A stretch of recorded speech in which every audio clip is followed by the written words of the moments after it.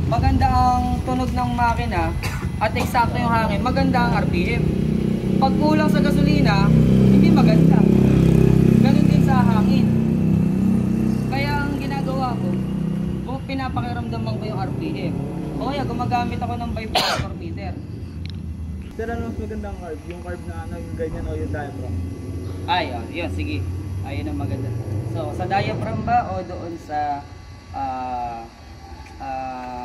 plunger type or throttle type, no? Throttle valve type. Dalawa kasi. Teka, nasa ba ako? Ano ko kasi yung vibrator eh. Rico.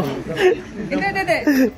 Para lang to sa mga mahina na yung pakiramdam sa engine. Kasi sabi ko nga, hindi naman lahat tayo. So kailangan may option ka. Punta tayo dun sa Smart Tools. Meron akong vibrometer dito. Ito. Guys, lalapit kayo. Tingnan nyo to.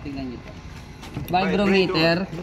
So, kapag ka hindi ka gumagalaw, mahina yung ating RPM. Pero pagka siya, tinatap mo, umaandar yung engine, mas malaki yung movement.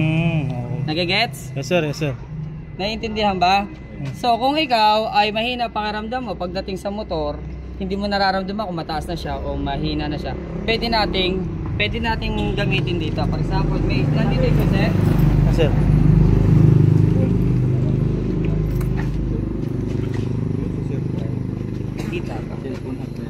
Opo. Binebenta ko po ito eh. 1.5 po ang download. Okay. So, walang gumagalaw. Zero. Walang movement. Ayan, zero po yan.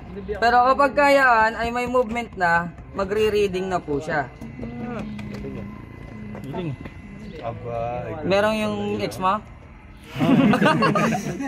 Iba naman sir yung sinasabi niya eh. Iba po ba yan? Bata pa po kasi ako.